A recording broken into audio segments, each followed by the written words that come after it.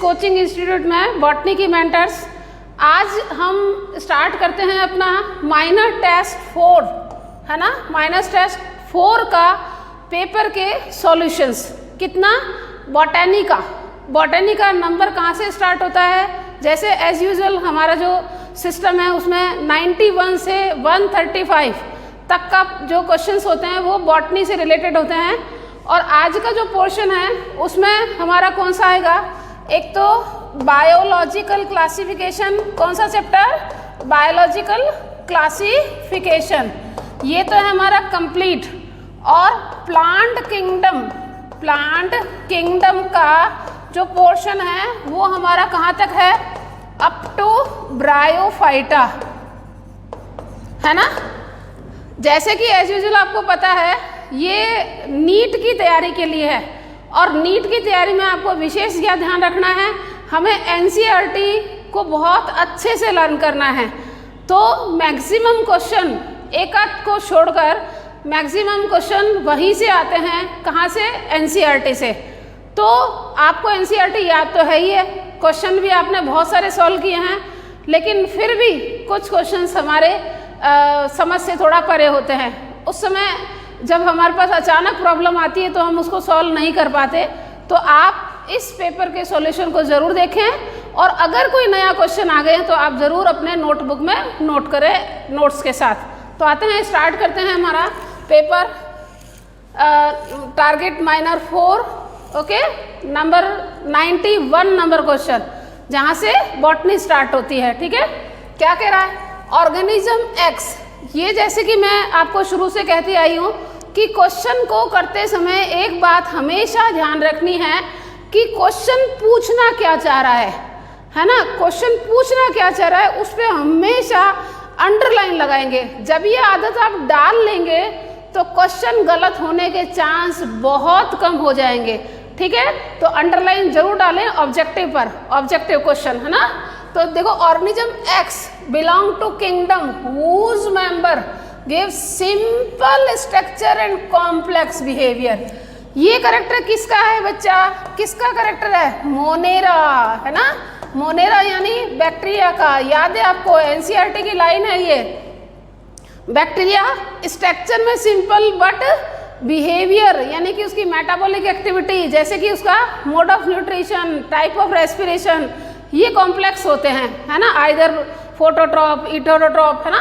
तो ये करेक्टर किसका है? This organism is. अब देखो, ये कह रहा कोई एक्स ऑर्गेनिज्म है जिसका ये नेचर है, तो ये ऑर्गेनिज्म क्या होगा? अमीबा? नहीं। क्यों? क्योंकि ये तो कैसा है? यूकैरियोट है। कौन है ये? प्रोटिस्ट। ओके, तो अमीबा प्रोटिस्टा में आता है, ये नहीं होगा। ओके, साइकस किस में आता है? किंगडम प्लेंटी में आता है, तो ये भी नहीं होगा। अब आओ क्रोमेशियम, ये एग्जाम्पल किसका है? बैक्टीरिया का। इसका मतलब ये क्वेश्चन आएगा, ये इसमें बिलोंग करेगा। राइजोपस, ये कौन है बच्चे? फंजाई, है ना। आप एक बात हमेशा आदत डालो कि आपको चारों ऑप्शन हमेशा समझ में आए होने चाहिए, तभी हमारा आंसर परफेक्ट सही होता है। तो ये जीव होगा किससे? अमीबा नहीं होगा, है ना, साइकस नहीं होगा, और क्रोमेशियम होगा, राइजोपस नहीं होगा। जब आप चारों को ऑप्शन को करके रखेंगे तभी हमारा एग्जैक्ट आंसर होगा। ओके, आगे बढ़िएगा। अगला 92 क्या कह रहा है? Assign kingdom given organism according to 5 kingdom system of classification. वर्गीकरण में 5 जगत वर्गीकरण के अनुसार निर्धारित किया गया है। कौन कौन? Amoeba, paramecium, Chlamydomonas, chlorella. आप जरा एक बार देखो, ये भी एनसीईआरटी की ही लाइन है ना। ये अमीबा और पैरामीशियम याद करो, जब 2 किंगडम में थे तो इसमें सेल वॉल की एब्सेंस के कारण इन्हें किस में रखा गया था? एनिमल किंगडम में, है ना। किस में रखा गया था? एनिमल किंगडम में। और अगला कौन? क्लेमाइडोमोनास और क्लोरेला, इनमें क्या थी? सेल वॉल क्या थी? प्रेजेंट थी, है ना। इसके कारण इसको किस में रखा गया था? प्लेंटी में। बट ये क्या पूछ रहा है? 5 किंगडम के अकॉर्डिंग टू 5 किंगडम क्लासिफिकेशन व्हिटाकर का all unicellular all unicellular and eukaryotes, है ना। और आप देख लो ये चारों के चारों कौन है, यूनिसेलुलर यूकैरियोट्स है ना। इसलिए इनको किस में रखेंगे बच्चे, किसको रखेंगे, प्रोटिस्टा। तो कहाँ आएगा, देखो मोनेरा में तो प्रोकैरियोट है तो ये नहीं होगा, प्रोटिस्टा में कौन है, यूनिसेलुलर यूकैरियोट, फंजाई में मल्टीसेलुलर हेटेरोट्रॉफ और प्लांटी में मल्टीसेलुलर कौन, ऑटोट्रॉफ्स। तो इसका मतलब आंसर क्या होगा, प्रोटिस्टा। ओके आगे बढ़िए, अगला क्वेश्चन है हमारा कार्ल वुज, है ना। कार्ल वुज साइंटिस्ट है, आपको पता है, जिसने 3 डोमेन और 6 किंगडम क्लासिफिकेशन दिया था, है ना। तो ये कह रहा है कि divide prokaryotic cellular form into domain. अब देखो पता है ये क्या बात कर रहा है, ये कह रहा है 5 किंगडम में हमारे किंगडम 5 थे, क्या थे, मोनेरा, है ना, Monera, protista, clear, Plantae, fungi and animalia, ये था 5 किंगडम। लेकिन जब कार्ल वुज ने क्या दिया, कार्ल वुज ने 6 किंगडम, जिसको हम क्या कहते हैं 3 डोमेन, 3 लिखना था, 3 डोमेन, इसने क्या किया, मोनेरा को 2 ग्रुप में डाला, समझ में आ गई। मोनेरा को एक रखा आर्किया, क्या रखा, आर्किया, और दूसरा क्या रखा, बैक्टीरिया। और ये जो थे ना चारों, इसको किस में रख दिया, यूकैरिया, है ना, यूकैरिया। ओके तो D1 यानी डोमेन 1, D2 यानी डोमेन 2 और D3 यानी डोमेन 3। ओके तो इसको कहते हैं 3D क्लासिफिकेशन। अब देखो अगर मैं किंगडम बोलूंगी ना तो कौन कौन होगा, आर्किया, बैक्टीरिया, फिर protista, plantae, fungi and animalia. इन तीनों को डोमेन भी कहते हैं, और डोमेन के लिए एक बात और ध्यान रखनी है, क्या कहते हैं, सुपर किंगडम भी कहते हैं। क्या कहते हैं, सुपर किंगडम। ओके तो अब कार्ल वुज ने प्रोकैरियोटिक सेलुलर, क्योंकि ये कहते हैं मोनेरा में सारे प्रोकैरियोट्स आते हैं, तो इसने मोनेरा मैंने प्रोकैरियोट्स को 2 ग्रुप में डाल दिया, आर्किया और बैक्टीरिया। तो कितने में डाला, 2, समझ में आ गई, 2 उसमें ग्रुप में रख दिया। आगे आइएगा 94, ठीक है, क्रोमोसोम इन ऑसिलेटोरिया। जरा बात को ध्यान रखना ना, ऑसिलेटोरिया में गुणसूत्र कितने हैं। ऑसिलेटोरिया का मतलब क्या हो गया, ऑसिलेटोरिया किस में आते हैं बेटा, साइनोबैक्टीरिया में आते हैं। किस में, साइनोबैक्टीरिया, जिसे क्या कहते हैं हम, ब्लू ग्रीन एल्गा। और बता दो वो कौन है, फोटोसिंथेटिक यूबैक्टीरिया। कितनी सिंपल बात है। और जब बैक्टीरिया है तो इसमें किसके कैरेक्टर होंगे, प्रोकैरियोट्स के, है ना। और प्रोकैरियोट्स में कैसा होता है, डबल स्ट्रैंडेड सर्कुलर डीएनए। कैसा होता है, डबल स्ट्रैंडेड सर्कुलर डीएनए, ये वाला है ना, ये देखो ये डबल स्ट्रैंडेड सर्कुलर डीएनए होता है, जो इसका जीनोफोर कहलाता है ना। तो क्या होगा, लीनियर नहीं, रुको एक बार, सर्कुलर डबल स्ट्रैंडेड ये होगा, सर्कुलर सिंगल नहीं, लीनियर। अब देखो पहली बात तो ये आंसर, अब आपको ऑप्शन भी समझ में आना चाहिए। ये जो लीनियर विद सिंगल, इधर लिख रही हूँ मैं, linear with single stranded DNA, पहली बात डीएनए ना डबल स्ट्रैंडेड नॉर्मल होता है, लेकिन कुछ जो है किसमें होते हैं, एनिमल वायरस ऐसे होते हैं जिसमें ये होता है, ठीक है। इसलिए अपने को तो पूछना किसका, ऑसिलेटोरिया का। ये वाला सही है हमारा, इसमें कोई डाउट नहीं है। अब एकल सर्कुलर विद सिंगल स्ट्रैंडेड, ये किसी में ऑप्शन नहीं है। लीनियर विद डबल स्ट्रैंडेड, ये किसका है बच्चे, क्रोमोसोम, जो अपने यूकैरियोट्स में होता है ना।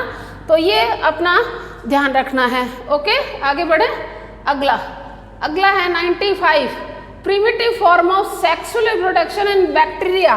देखो प्रिमिटिव फॉर्म ऑफ, है ना, आपको याद हो तो लैंगिक जनन बैक्टीरिया में, शॉर्ट ट्रांसफॉर्मेशन ऑफ बैक्टीरिया, है ना, एक बैक्टीरिया से ये दूसरे बैक्टीरिया में प्लाज्मिड का कॉपी में ट्रांसफर होना, है ना, जिससे क्या होता है, जैसे ये मैं बोलूँ कि ये F+ था और ये F-, है ना, तो इसमें क्या था, प्लाज्मिड था, प्लाज्मिड प्रेजेंट था।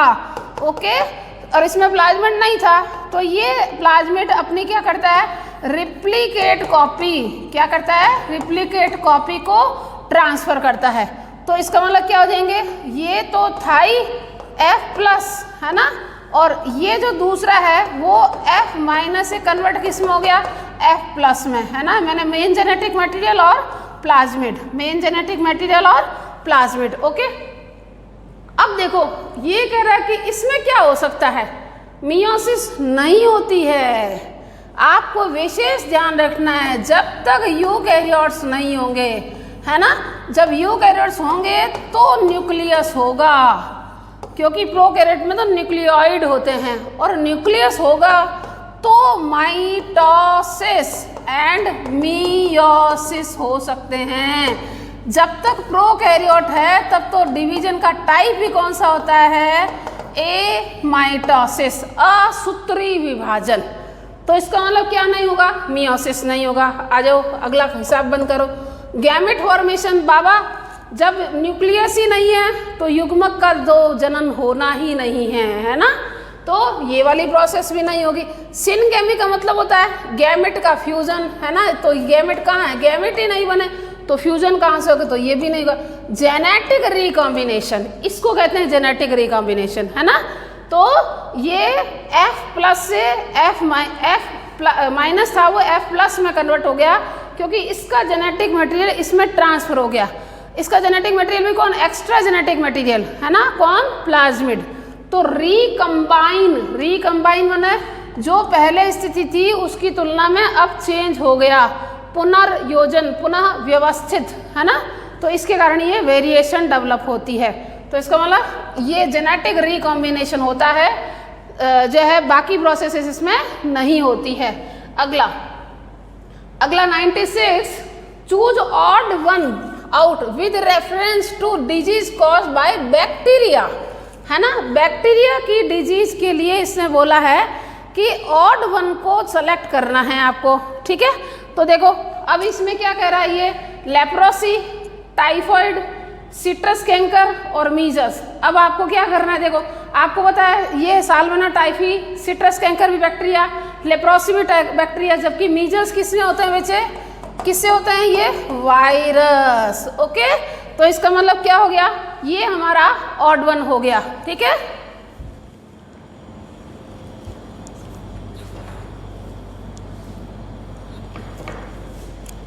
तो 1, 2 एंड 3 ये तीनों क्या है बेटा, बैक्टीरियल डिजीज है। क्या ये बैक्टीरियल डिजीज, जबकि ये क्या है, वायरल डिजीज। तो आंसर क्या हो जाएगा, खसरा, मीजल्स, ओके। आगे बढ़िएगा, अगला है हमारा देखो 97, सेलेक्ट रॉन्ग स्टेटमेंट, है ना, गलत कथन का चयन करना है। देखो क्या कह रहा है, halophiles can tolerate extreme saline condition, बिल्कुल सही कह रहा है, कहीं डाउट नहीं है। आपको पता है कौन, आर्की बैक्टीरिया, है ना, आर्की बैक्टीरिया की 3 कैटेगरी, हेलोफिल्स, कौन, हेलोफिल्स, दूसरा कौन है, थर्मो एसिडोफिल्स, ओके, और तीसरा कौन है बेटा, मिथेनोजन्स, है ना। तो ये जो कौन से होते हैं, हाईली सेलाइन में, तो बात सही है, रॉन्ग नहीं है। माइकोप्लाज्मा नॉन मोटाइल, बिल्कुल सही है, क्योंकि माइकोप्लाज्मा तो क्या होता है, बिल्कुल इरेगुलर प्लीरियोमॉर्फिक, क्यों, क्योंकि इसमें सेल वॉल नहीं होती है ना।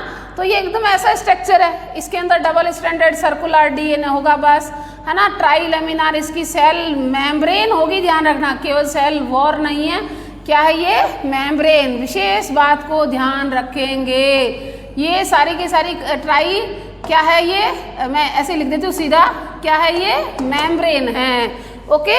और ये इसका क्या है, DS DNA, सर्कुलर DNA है ये, जो इसका जेनेटिक मटेरियल है। तो माइकोप्लाज्मा नॉन मोटाइल सही है। कीमोसिंथेसिस रिक्वायर फोटोसिंथेटिक पिगमेंट, ये बात गड़बड़ लग रही है, फिर भी 4th देखेंगे तो मेजॉरिटी ऑफ बैक्टीरिया डिकम्पोजर, ये बात भी सही है, क्योंकि मेजॉरिटी ऑफ बैक्टीरिया क्या होते हैं बेटा, हेटेरोट्रॉफ्स, है ना। और हेटेरोट्रॉफ्स में भी क्या होते हैं, ये सेप्रोफाइट्स, और सेप्रोफाइट्स में भी पर्टिकुलर क्या ध्यान रखना है, डीकम्पोजर, यानी कि ऑर्गेनिक कंपाउंड को इनऑर्गेनिक एलिमेंट में कन्वर्ट कर देते हैं, है ना। तो जो क्या कहते हैं, कार्बनिक खाद्य पदार्थों को, मृत कार्बनिक खाद्य पदार्थों को या सरल इनऑर्गेनिक कंपाउंड है ना, उनको उनके घटकों माने खनिज तत्वों में विघटित कर दें। जिस प्रोसेस को हम क्या कहते हैं, याद हो तो क्या कहते हैं, मिनरलाइजेशन। क्या कहते हैं, मिनरलाइजेशन, खनिजी भवन। ओके, ये बात कहाँ लिखी है आपके, भवन कहाँ लिखी है आपके इकोसिस्टम वाले चैप्टर में, है ना।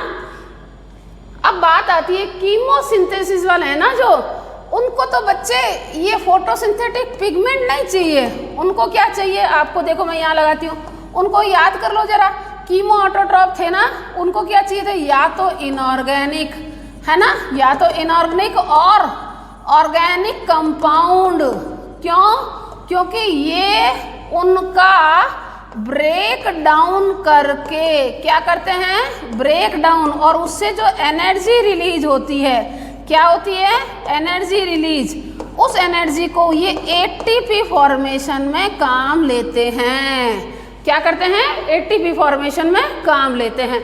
तो इसका मतलब ये वाला स्टेटमेंट क्या है, रॉन्ग, क्योंकि इसने रॉन्ग पूछा है, ध्यान रखना, बाकी ये सब राइट है। ओके, आगे बढ़िएगा, अगला क्वेश्चन हमारा, नेक्स्ट देखो क्या कह रहा है 98, about feature are associate. Question का ऑब्जेक्टिव पढ़ना जरूरी है ना। ऊपर दिए हुए लक्षण किससे संबंधित है, तो आगे देखो, पहले लक्षण देखें हमने, are mainly marine and golden brown photosynthetic protista. बात किसकी लग रही है लगभग आपको, या तो डायटम और या डायनोफ्लैजिलेट्स, है ना, क्योंकि ये दोनों उसके करेक्टर है। अगला बढ़ो, देखो photosynthetic pigment are chlorophyll A और सी, ये भी किसके करेक्टर हैं, डायटम और डायनोफ्लैजिलेट।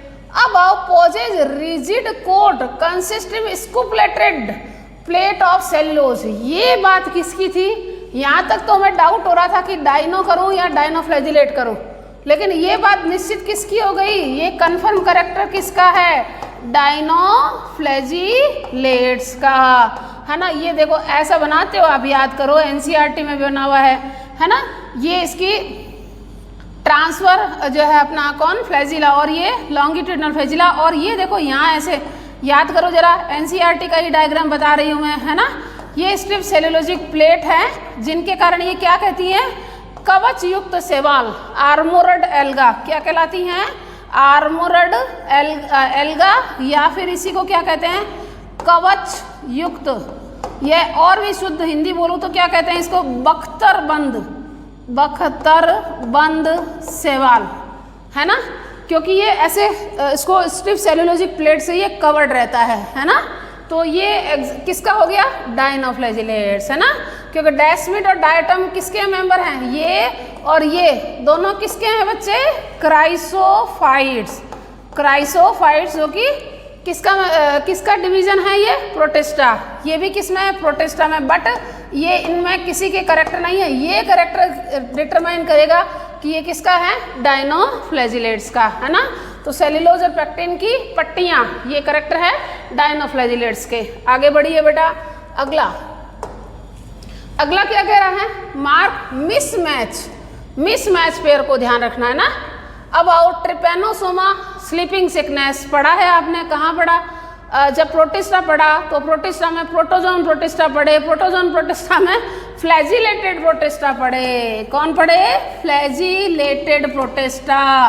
ओके, उसमें एग्जाम्पल था ट्रिपेनोसोमा, निंद्रालु रोग, है ना, नींद आती है, जो कि सभी स्टूडेंट के लगा रहता है, ठीक है, तो ये बात सही है। Diatom soft box like body structure, ये भी पता है आपको, ये देखो ऐसा सॉफ्ट बॉक्स लाइक है ना, इसे क्या कहते हैं, एपिथिका, क्या कहते हैं, एपिथिका, इसे क्या कहते हैं, हाइपोथिका, क्या कहते हैं, हाइपोथिका। और ये जहाँ से जुड़ते ना, ओवरलैप हो रहे हैं, उसके लिए भी वर्ड है गर्डल कहते हैं।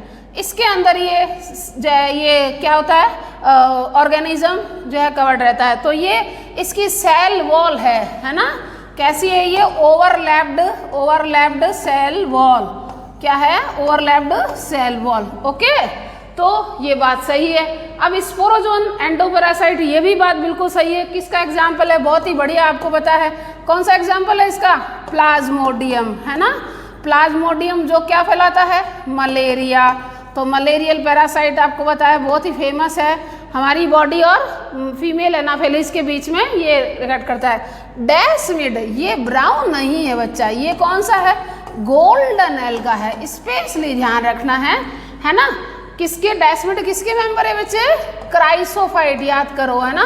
क्राइसोफाइट्स जो हैं उसमें दो ग्रुप हैं, कौन से, डाई एटम और डेस्मिड, ठीक है। और डेस्मिड कैसी होती हैं, कैसी होती हैं, गोल्डन एल्गा, सुनहरे शैवाल होते हैं। तो इसलिए ये वाला मामला कहाँ हो गया, गलत हो गया। और ये पूछ भी क्या रहा है, मिसमैच पूछ रहा है। अगला बढ़ते हैं हम, देखो अगला आ जाओ हमारा क्वेश्चन 100, ऑल यूनिसेलुलर यूकैरियोटिक। देखो ध्यान रखना, पीछे किया था उन्हीं में से कुछ क्वेश्चन आएंगे वापस।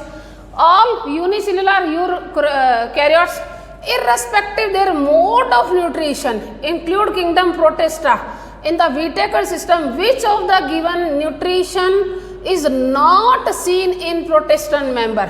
अब देखिए क्या कह रहा है कि व्हिटेकर की पद्धति में, आपको अभी पीछे बोली थी वही बात है ना, सभी एक कोशिकीय यूनिसेलुलर यूकैरियोट है। एक तो यहाँ पे थोड़ा गलती है, ये यूकैरियोट्स लिखना, प्लीज ये गलत है, सही कर लेना, ठीक है। तो व्हिटेकर की पद्धति में सभी एक कोशिकीय यूकैरियोट्स को इनकी पोषण विधि के निरपेक्ष मतलब ऐसा पर्टिकुलर कोई पोषण विधि नहीं है। आपको पता है प्रोटिस्टा में होलोफाइटिक भी हैं, होलोजोइक भी हैं, एब्जॉर्प्टिव भी हैं, अवशोषक भी हैं, और जो है मिक्सोट्रॉपिक भी हैं, है ना। तो ये कह रहा है इनकी पोषण विधि के निरपेक्ष प्रोटिस्टा जगत में सम्मिलित किया गया है। प्रोटिस्टा के सदस्यों में निम्न में से कौन सा पोषण नहीं पाया जाता। तो आओ जरा क्या कहता है, प्रकाश संश्लेषी होते हैं, बताओ कौन होते हैं। देखो मैं यहाँ लिख रही हूँ, कौन होते हैं, क्राइसोफाइट्स, है ना, क्राइसोफाइट्स एंड कौन, डायनोफ्लैजिलेट्स। ओके, अब आ जाओ कीमोऑटोट्रॉप, ये बात ध्यान रखनी है, ये विशेष रूप से ध्यान रखना, ये केवल मोनेरा में होते हैं। बहुत ही जरूरी इंपॉर्टेंट क्वेश्चन है ये, है ना, इंपॉर्टेंट बात है, ध्यान रखना, केवल मोनेरा में होते हैं और बाकी किसी में भी नहीं होते हैं। अब फिर भी देख लेते हैं, देखो सेप्रोट्रॉप कौन होंगे, बाकी तो हो ही सकते हैं पर विशेष रूप से किसके लिए बोलूँ मैं, ये स्लाइम मोल्ड, है ना, स्लाइम मोल्ड, बाकी भी हैं, ऐसा नहीं है। और फैगोट्रॉपिक ये कौन से होंगे, जो स्पोरोजोन प्रोटिस्टा होंगे ना, स्पोरोजोन मतलब प्रोटोजोन प्रोटिस्टा, है ना, प्रोटोजोन प्रोटिस्टा, ये फैगोट्रॉपिक भी होते हैं। तो ये कीमोऑटोट्रॉप क्या होते हैं, केवल और केवल मोनेरा में होते हैं। तो कौन से सदस्य नहीं हो सकते, इसमें पोषण नहीं पाया जाता है, स्वपोषी यानी कीमोसिंथेटिक बैक्टीरिया। आ जाओ अगला, चूज इनकरेक्ट मैच, है ना, इनकरेक्ट मैच को ध्यान रखना। देखो अब देखो डेस्मिड बेसिलेरियोफाइसी, अब इसके लिए थोड़ी सी बात आपको समझनी पड़ेगी। असल में क्या था, जब 2 किंगडम क्लासिफिकेशन था, है ना, तो F.E. फ्रिच एक साइंटिस्ट हैं जिनको हम जो है ना फादर ऑफ एल्गोलॉजी कहते हैं, उन्होंने एल्गी के 11 क्लासेस दी थी, 11 क्लासेस दी थी। उस 11 क्लासेस में आपको मैं सारी तो नहीं लिख रही हूँ, साइनोफाइसी भी थी, है ना, जिनको किस में शिफ्ट कर दिया गया, अब किस में कर दिया गया, मोनेरा में। ऐसे डैश डैश डैश करके बेसिलेरियोफाइसी, ओके, डाइनोफाइसी, ओके, पाइरोफाइसी, ये ऐसी एल्गा थी जो यूनिसेलुलर यूकैरियोट्स थे, यूनिसेलुलर यूकैरियोट थे जिसमें क्लोरोफिल A+C था। क्या बोला मैंने, यूनिसेलुलर यूकैरियोट्स और क्लोरोफिल A+C, कौन सा, क्लोरोफिल A+C। अब देखो समस्या देखते हैं हम कौन सी आएगी। डेस्मिड बेसिलेरियोफाइसी सही है, स्लाइम मोल्ड मिक्सोमाइसिटीज, देखो अब ये देखो 2 किंगडम में क्या था आपको पता है, 2 किंगडम में प्लांटी और एनिमेलिया। हाँ, प्लांटी में कौन कौन आते थे, देखो सारे के सारे आते थे, उसमें मैं पहले खाली एक की बात कर रही हूँ, थैलोफाइटा में एल्गी भी आती थी, जिसको मैंने यहाँ पे देखो भी लिखा है, फंजाई भी आती थी, है ना, फंजाई भी 2 किंगडम कर रही हूँ मैं। फंजाई में ना 2 ग्रुप थे, एक तो मिक्सोमाइसिटीज और एक यूमाइसिटीज।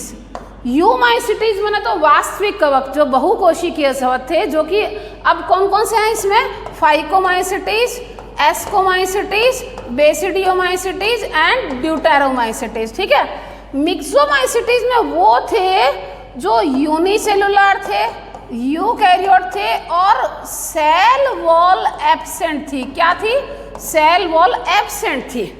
ठीक है, तो स्लाइम मोल्ड उन्हीं को कहते हैं। ठीक है, इनको क्या कहते हैं बच्चा, स्लाइम मोल्ड। तो ये बात भी सही है।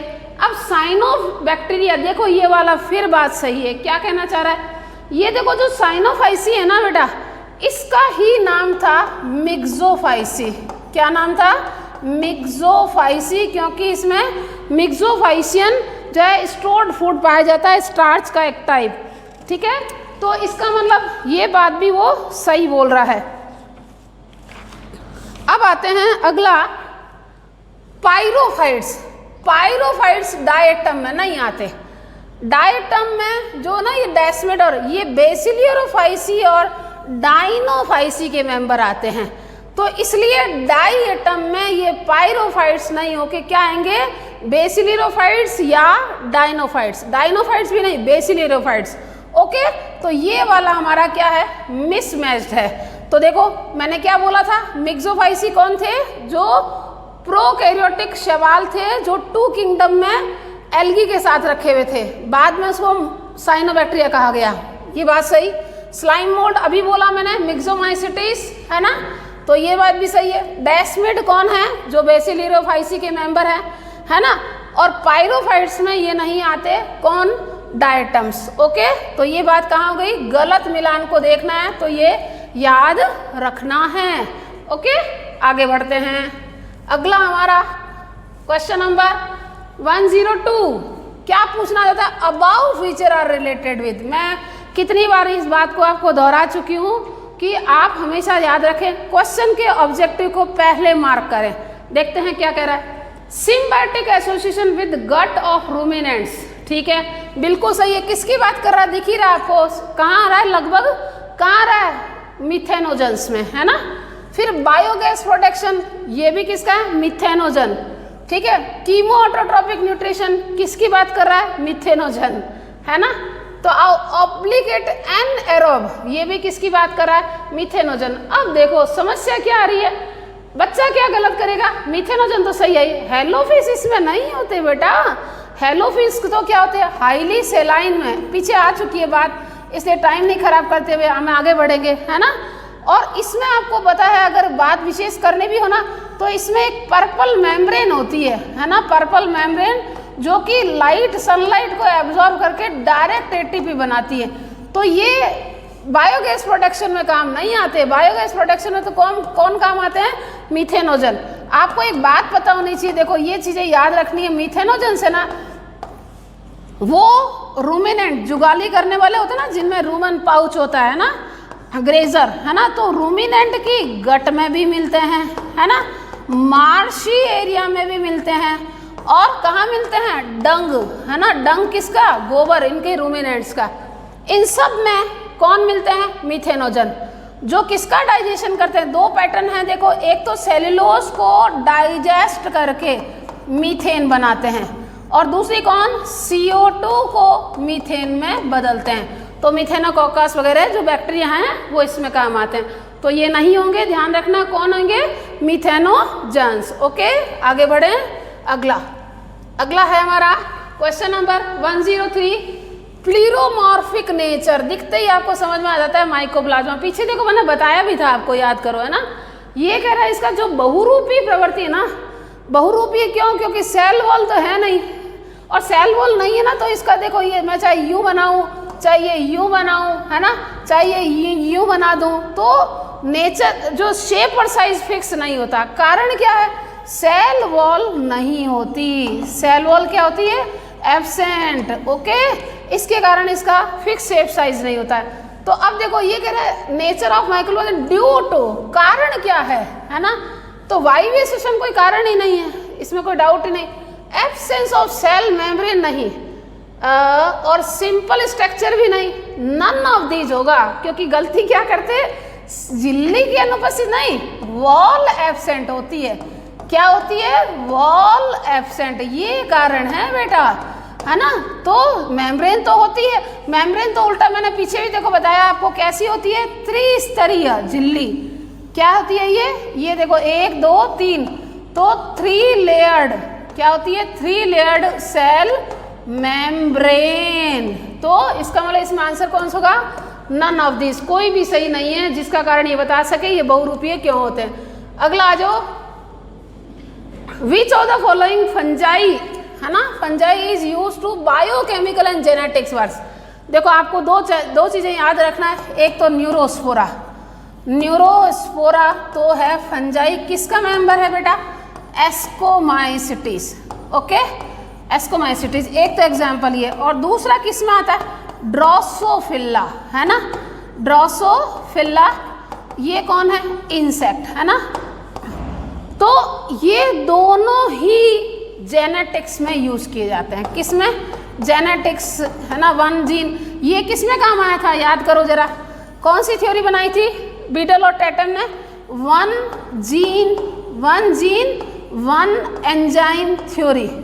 ओके, तो ये जो एस्कोस्पोर है, इसमें ये एस्कस मदर सेल है, उसमें फिर मियोसिस होगा, है ना, और 4 एस्कोस्पोर बनेंगे। तो ये जेनेटिक ट्रांसफर जो करैक्टर का होता है ना, उसको समझाने के लिए न्यूरोस्पोरा का यूज किया था। तो देखो ये तो होगा ही होगा, पक्सिनिया नहीं है, एस्परजिलस नहीं है, कौन है? न्यूरोस्पोरा, है ना। तो इसके लिए एक और नाम है, आपको बताइए इसको क्या कहते हैं बेटा? Drosophila, Drosophila of plant kingdom. क्या कहते हैं? Plant kingdom. अब आप कहोगे कि मैडम फंजाई है तो फिर प्लांट किंगडम क्यों? तो कितनी बार बोला, 2 किंगडम के समय फंजाई प्लांट किंगडम में ही आते थे। ड्रोसोफिला से इसकी तुलना की है, क्योंकि एनिमल्स में, इंसेक्ट में ड्रोसोफिला यूज होता है, और प्लांट के लिए कौन सा यूज होता है? एस्कोमाइसिटीज। एस्कोमाइसिटीज का मेंबर न्यूरोस्पोरा। ओके, तो ये याद रखेंगे आप। अगला कड़े बढ़ते हैं। आप देखो ये क्या कह रहा है? Which of the following is not true for deuteromycetes. Deuteromycetes के लिए सत्य नहीं है, ध्यान रखना, मार्क करेंगे। अब देखो, commonly known as imperfect fungi, बिल्कुल सही है, आपको पता है। ड्यूटेरोमाइसिटीज की विशेष बात क्या है? ड्यूटेरोमाइसिटीज एक क्या है? टेम्परेरी ग्रुप है ना, जिसे डस्टबिन ऑफ फंजाई कहते हैं। उसमें एस्को और बेसिडियो के वो मेंबर रख दिए गए हैं जिसकी एसेक्सुअल या क्या ज्ञात है? अभी तक वेजिटेटिव फेज ज्ञात है, और इस फेज को हम इम्परफेक्ट फेज कहते हैं, अपूर्ण कहते हैं। इस अवस्था को हम इम्परफेक्ट स्टेज कहते हैं। इसलिए ड्यूटेरोमाइसिटीज को क्या कहते हैं? अपूर्ण कब के हैं, यानी कि इसकी लाइफ साइकिल अभी तक पूर्णतया ज्ञात नहीं है। वे मेंबर जिनकी सेक्सुअल स्टेज यानी कि परफेक्ट स्टेज, सेक्सुअल स्टेज को क्या कहते हैं? परफेक्ट स्टेज अगर ज्ञात हो जाती है तो इसे वापस शिफ्ट किस में कर दिया गया जाता है? एस्कोमाइसिटीज या बेसिडियोमाइसिटीज में। ठीक है, तो अब देखो ये कह रहा है कॉमनली नोन एज इम्परफेक्ट, बिल्कुल सही है बात। एसेक्सुअल रिप्रोडक्शन बिल्कुल सही है, कोनेडिया द्वारा होता है ना। आगे बढ़े, माइसिलियम सेप्टेट एंड अनब्रांच नहीं होता है। कैसा होता है? देखो ये सेप्टेट और ब्रांच होते हैं, ऐसे होते हैं, ऐसे। तो अब देखो ये शाखित हुए ना, ये देखिएगा शाखित, जैसे ये भी होंगे तो आगे क्या होते जाएंगे? ऐसे शाखित होते जाएंगे। तो कैसे होते हैं? ये देखो हर एक में एक एक न्यूक्लियस। ओके, बात समझ में आ गई? तो ये कैसे हैं? ब्रांच्ड एंड कौन सा हो गया? ये देखो septate, branch and septate. Septate किसे कहते हैं? ये देखो ये सेप्टा है और ये क्या निकल रही है? शाखाएं। तो ये बात गड़बड़ है। फिर भी देखो, सम मेंबर आर सेप्रोफाइट्स और parasite which large number of decomposer. और इसीलिए याद कर लो, इसमें साफ साफ लिखा है लास्ट में कि ये मिनरलाइजेशन में हेल्प करते हैं ना, मिनरल की रिसाइकलिंग में हेल्प करते हैं, क्योंकि ये कैसे हैं? मृतोपजीवी हैं ना। मोस्ट उसमें क्या है? अपघटक हैं। और अपघटक के कारण पीछे भी बात हुई थी कि डेड ऑर्गेनिक मैटर को कन्वर्ट कर देते हैं किसमें, मिनरल्स में, खनिज पोषक तत्वों में जो है विघटित कर देते हैं। तो इसलिए क्या कहते हैं, मिनरल की साइक्लिंग करने में हेल्प करते हैं। ओके, अगला बढ़ो। तो आंसर अभी तक आंसर नहीं लगा है। ये क्या पूछ रहा है, नॉट ट्रू। तो नॉट ट्रू कौन सा होगा, ये वाली बात गलत है इसकी, है ना। तो अपट युक्त और अशाखित नहीं, शाखित होता है। ठीक है, बढ़ते हैं आगे। अगला देखो क्वेश्चन क्या है, which of the following is not sexual spore in fungi. अब इसके साथ ही आपको 2-3 बातें याद हो जानी चाहिए कि आखिर सेक्सुअल स्पोर है कौन कौन से, है ना।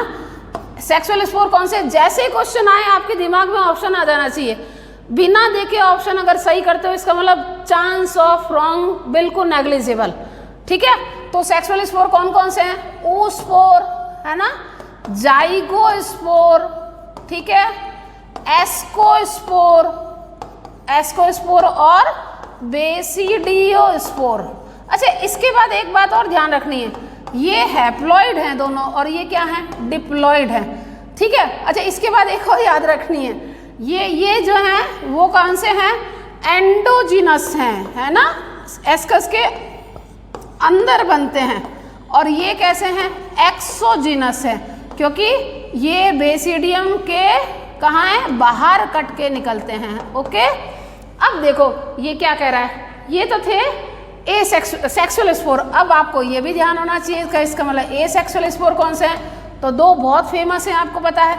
एक तो कोनेडिया या कोनेडियोस्पोर, एक ही बात है ना। और ये कैसे होते हैं, एक्सोजीनस। और दूसरे स्पोरेंजियोस्पोर। देखो स्पोरेंजियोस्पोर माने स्पोरेंजियम के अंदर बनने वाले, है ना, स्पोरेंजियम के अंदर, यानी कि कैसे होंगे, एंडोजिनस। और ये क्या होते हैं, कोनिडियोफोर के बाहर कट के निकलते हैं, तो ये क्या हो गए, एक्सोजिनस। स्पोरेंजियोस्पोर 2 टाइप के हो सकते हैं, या तो जूस्पोर और या एप्लेनोस्पोर। अब आप देख लो अपना आप ही ऑप्शन में। आपको लगता है कि मैडम जो है वो टाइम बहुत ज़्यादा लेती है, ज़्यादा नहीं, आगे से ऐसे क्वेश्चन आए तो इन बातों को ध्यान रखना है, गलती नहीं होनी चाहिए। तो अब देखो ये कह रहा है नॉट सेक्सुअल, ये सेक्सुअल है, देख लो आपके स्पोरेंजियोस्पोर वो रहा, है ना, क्योंकि आप क्या करते हो, सीधे ऐसे याद करते हो, कोनिडिया, जूस्पोर, एप्लेनोस्पोर, बस यहीं से आपको स्पोरेंजियोस्पोर का कंसेप्ट ही नहीं समझ में आता। तो स्पोरेंजियोस्पोर में ना स्पोरेंजियम के अंदर बनने वाले हैं, और वो क्या है, बाहर कट के निकलने वाले, तो वो एक्सोजिनस डेवलपमेंट और ये एंडोजिनस डेवलपमेंट। स्पोरेंजियोस्पोर 2 टाइप के हो सकते हैं, एप्लेनो और जू। ठीक है, तो आओ जरा, ये कौन से होंगे, ए सेक्सुअल स्पोर। पक्का समझ में आ गया। आगे बढ़ते हैं, अगला क्वेश्चन जो है क्या कह रहा है, select incorrect statement with reference to fungi. क्या निकालना है, इनकरेक्ट निकालना है, ध्यान रखना। ये कह रहा है prefer grow warm and humid. बिल्कुल, आप ऐसे गर्मी में जब बारिश के दिन होते हैं ना, तो घर में देख लो आप, अगर अपने चपाती रोटी अगर अपने टिफिन में रह गई है, जाल बन जाता है, क्या होता है, माइसीलियम। अगर अपनी जो किचन में ब्रेड रख दी एकदम उसके स्लैब के नीचे, आप देखो एकदम जाले से जम जाते हैं। तो हॉट एंड ह्यूमिड, नम और गर्म, ये फंजाई का सबसे बेस्ट सीजन है। ठीक है, तो आ जाओ, ये क्या कह रहा है, ये बात सही है, कॉस्मोपॉलिटन, बिल्कुल, क्योंकि ये सभी जगहों पर मिलती है।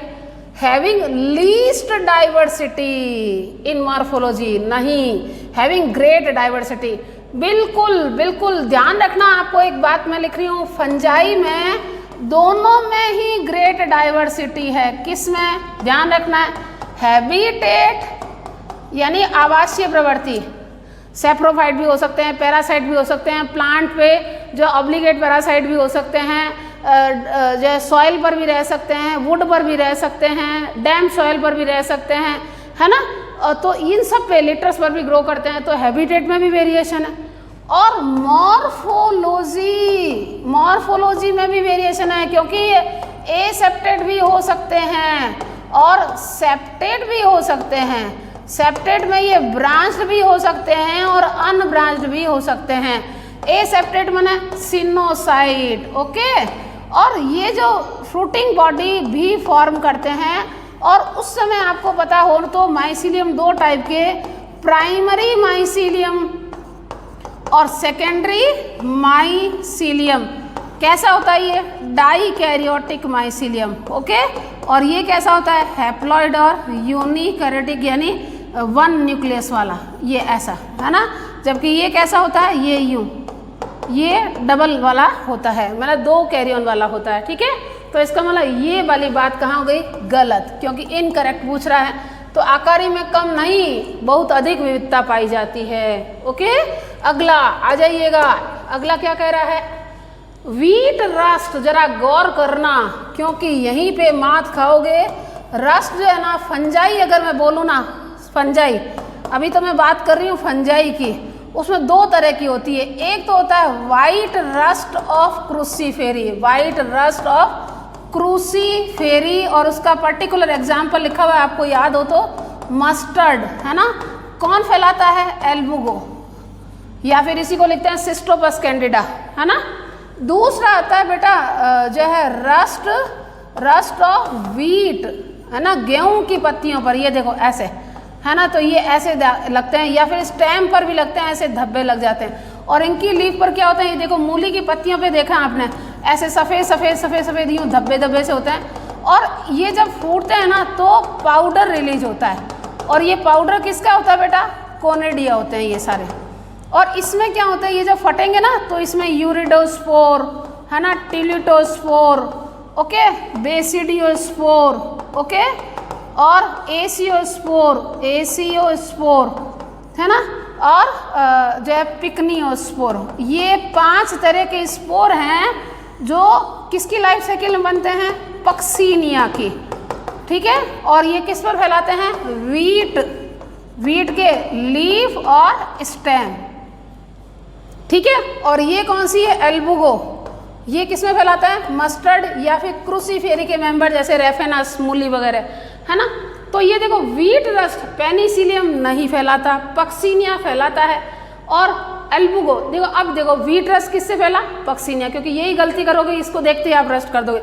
एक रस्ट और याद करना है, कौन सा, ये तो मैंने देखो फंजाई का रस्ट बोला था। एक पता है आपको बहुत ही इंपॉर्टेंट एग्जाम्पल है, एल्गी से भी रस्ट फैलता है ना। कौन सा याद करो जरा, रेड रस्ट ऑफ कॉफी या टी आता है ना।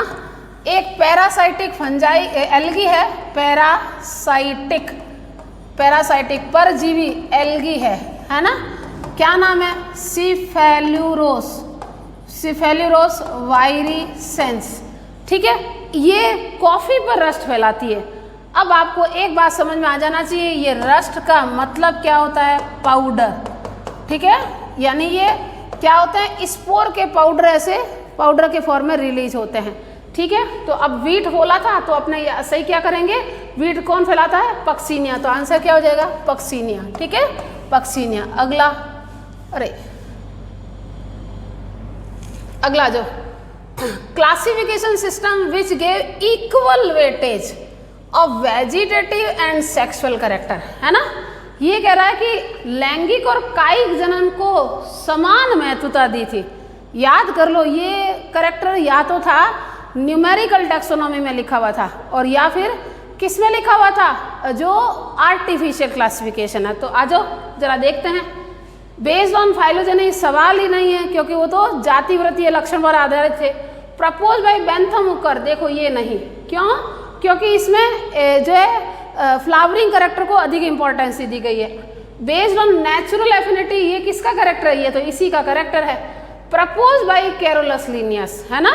तो इसका मतलब ये क्लासिफिकेशन कौन से एग्जाम्पल में आएंगे, कैरोलस लीनियस वाले, ये एग्जाम्पल में आते हैं हमारे आर्टिफिशियल क्लासिफिकेशन। ठीक है, ये आर्टिफिशियल क्लासिफिकेशन है ना।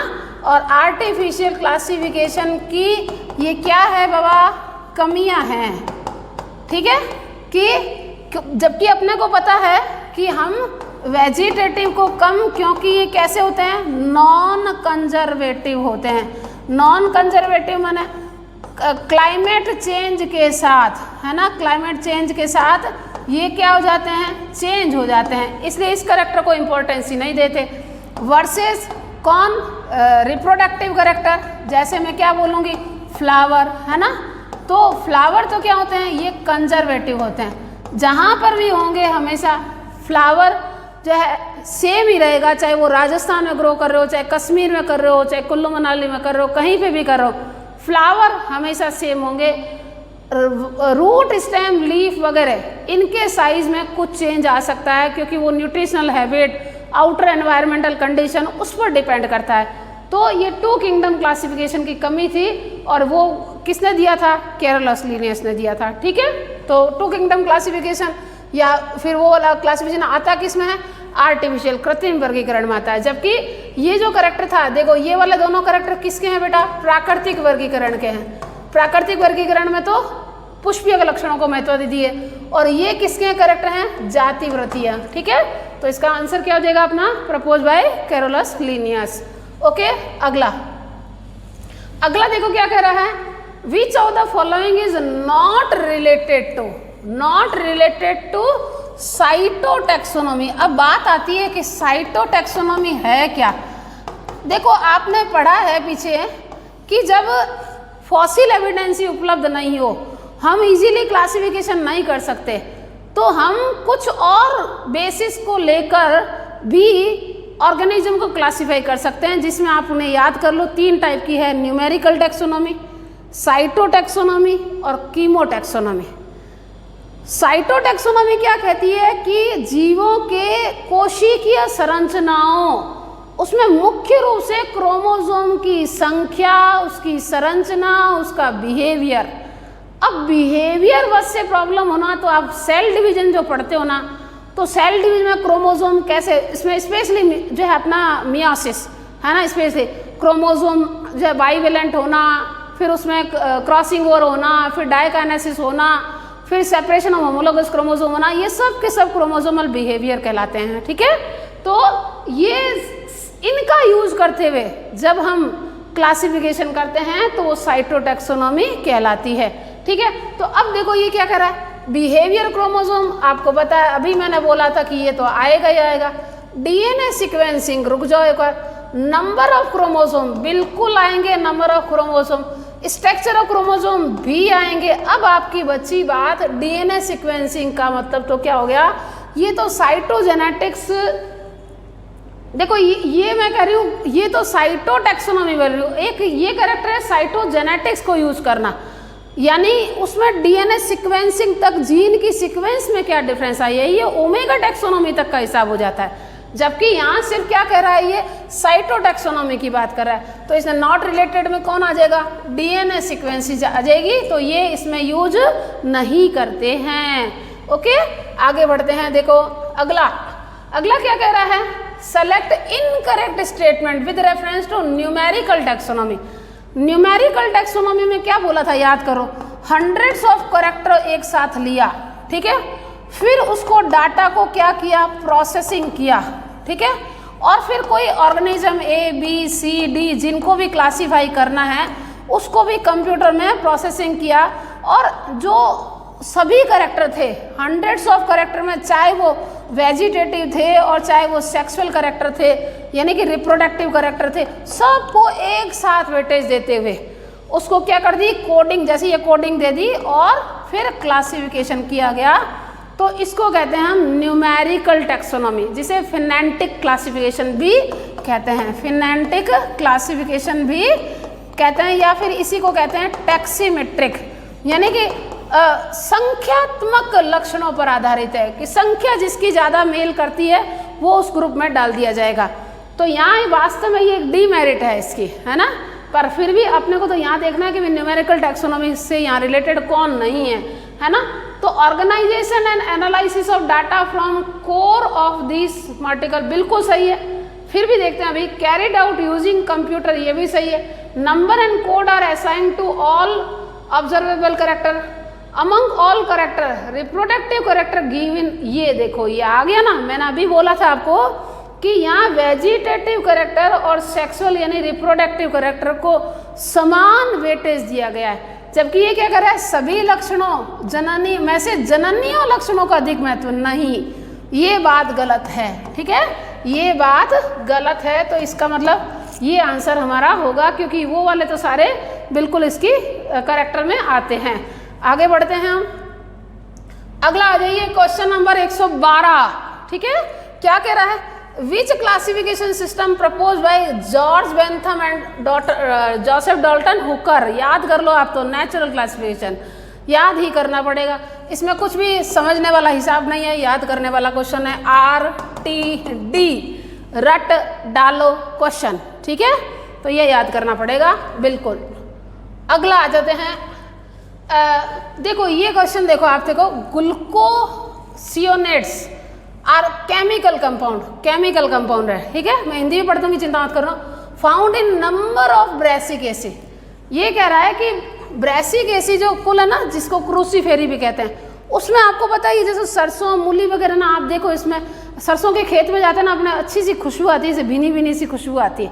तो उसमें क्या होते हैं, उनकी लीफ और उसके इवन फ्रूट होते हैं ना, उसमें केमिकल कंपाउंड होते हैं, है ना। तो वो केमिकल कंपाउंड कौन से होते हैं? ग्लूकोसिनोलेट्स, है ना। ये कंपाउंड ये कह रहा है इसके जो है रासायनिक घटक है। अब ये कह रहा है कि कोई दो पादप ए और बी इस यौगिक की उपस्थिति और अनुपस्थिति के आधार पर डाला गया। जैसे ऐसे ही टाइप का, जैसे मान लिया मैं ये कह रही हूँ कि एक तो मैं कहूँ कि ब्रेसिक एसिड, और दूसरा मैं ऐसे कह रही हूँ, ठीक है, एक एग्जाम्पल दे रही हूँ, सोलन एसिड, है ना। ऐसे ही मैं एक एग्जाम्पल देती हूँ कि एपोसाइन एसिड, है ना। हमने क्या किया कि तीन जैसे मेंबर रख दिए। एक तो अपने सामने मान लिया रेफेनस है, रेफेनस माने मूली है, ठीक है। एक अपने सामने धतूरा पड़ा है, धतूरा, ठीक है। और एक अपने सामने मान लिया मैं कहती हूँ कनेर पड़ा है, नीरियम, ठीक है, नीरियम पड़ा है। अब क्या करना है कि अपने को सिमिलर और डिसिमिलर कैरेक्टर के आधार पर क्लासीफाई करना है। तो अगर इसके अंदर ग्लूकोसिनोलेट्स है तो हम किस में डालेंगे? ब्रेसिक एसिड में। लेकिन प्रॉब्लम है इसमें कुछ अदर एल्कलॉइड्स हैं, इसलिए हम इसमें नहीं डालकर इसको किस में डाल देंगे? इसमें डालेंगे। और इसमें हाईली कंसंट्रेटेड एल्कलॉइड और स्टेरॉइड प्रेजेंट होते हैं, और इस कारण से हम इसमें क्या डालेंगे? एपोसाइन एसिड ग्रुप में डालेंगे। तो कहने का मतलब क्या था? यहाँ आपको ये चीज़ याद नहीं करनी कि क्या है, हमें ये चीज़ याद करनी है कि यहाँ वर्गीकरण का मुख्य आधार क्या था? इस कंपाउंड की उपस्थिति या अनुपस्थिति। और ये कैरेक्टर किसका है? अभी बोला था मैंने पीछे, टैक्सोनॉमी के 3 पैटर्न हैं। कौन से? न्यूमेरिकल टैक्सोनॉमी, ठीक है, जिसमें डाटा प्रोसेसिंग की गई। तीनों क्वेश्चन लगातार आए, देखो। साइटोटैक्सोनॉमी, जिसमें सेल के कैरेक्टर है, जिसमें स्पेशली क्रोमोसोम। और केमिकल टैक्सोनॉमी, जिसमें केमिकल कंपाउंड को बेस रखा गया है, ठीक है। तो ये क्या हो गई? कीमोटैक्सोनॉमी। साइटो नहीं होगा, न्यूमेरिकल नहीं होगा, कैरियो, कैरियो मतलब न्यूक्लियस के कैरेक्टर को, जो कि साइटोटैक्सोनॉमी का ही और एडवांस फॉर्म है, ठीक है। तो ये केमिकल के बेस पर है, इसलिए क्या कहेंगे? रसो वर्गीकी या रसायन वर्गीकी। ओके, अगला बढ़ते हैं हम। देखो अगला क्वेश्चन है 114, सेलेक्ट इनकरेक्ट पेयर। अब देखो इनकरेक्ट पेयर में क्या करें? एल्गी का क्वेश्चन है ना। वॉल्वॉक्स कॉलोनियल होता है, आपको पता है एल्गी कैसी हो सकती है? तीनों पैटर्न है, याद कर लो। एल्गी यूनिसेलुलर भी हो सकते हैं, कॉलोनियल भी हो सकते हैं, और मल्टी सेलुलर भी हो सकते हैं। कॉलोनियल में नॉन मोटाइल कॉलोनी भी होती है और मोटाइल कॉलोनी भी होती है। और मोटाइल कॉलोनी का एग्जाम्पल कौन है?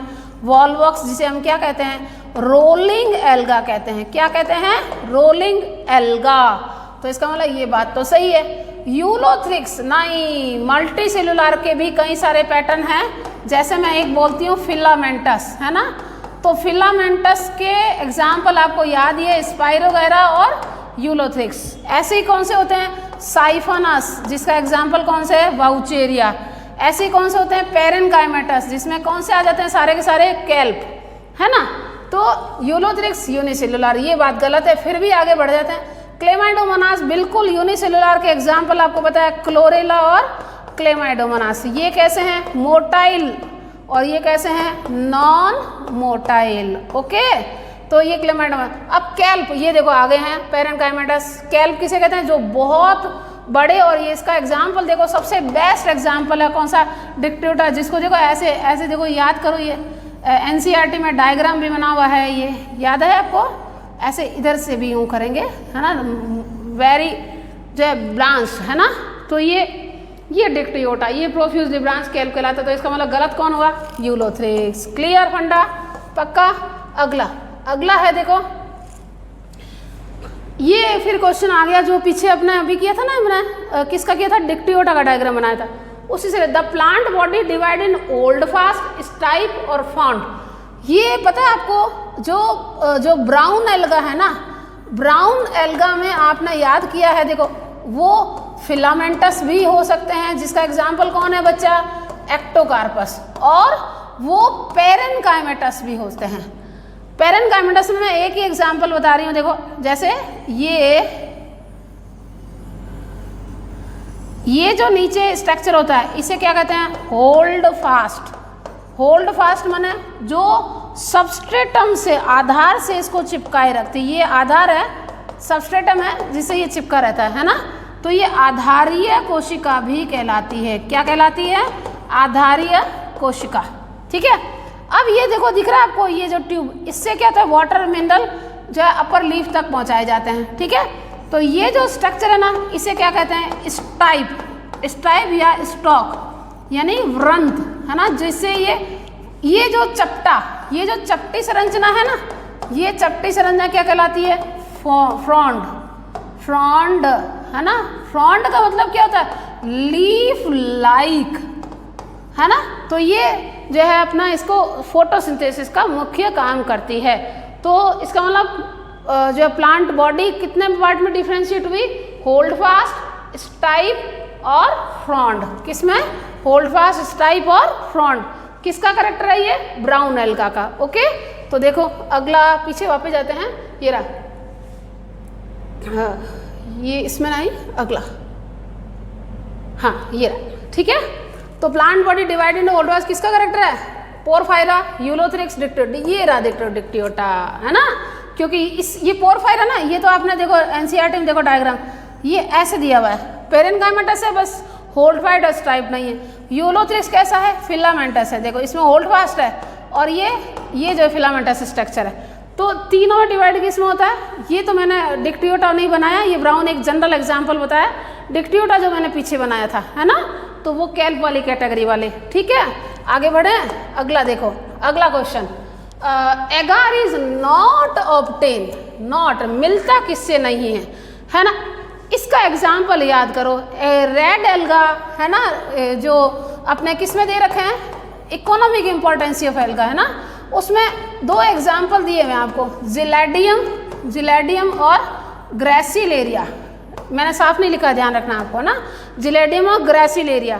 अब देखो ग्रेसिलेरिया सही है, गोनियोलेक्स नहीं है, क्योंकि कई बार क्या रिदम से ऐसे बच्चा याद कर लेता है, तो गोनियोलेक्स नहीं है। गोनियोलेक्स तो किसका कारण है? रेड टाइड्स का, है ना, और रेड टाइड किस में है? ये एग्जाम्पल किसका है? डाइनोफ्लैजिलेट्स का, तो ये तो होगा नहीं, पक्की बात है।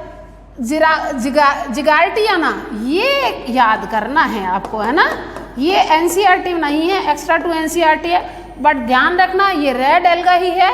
तो कौन कौन से याद करेंगे? जिलेडियम,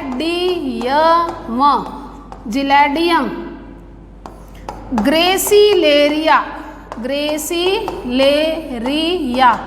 और तीसरा गिगार्टिना,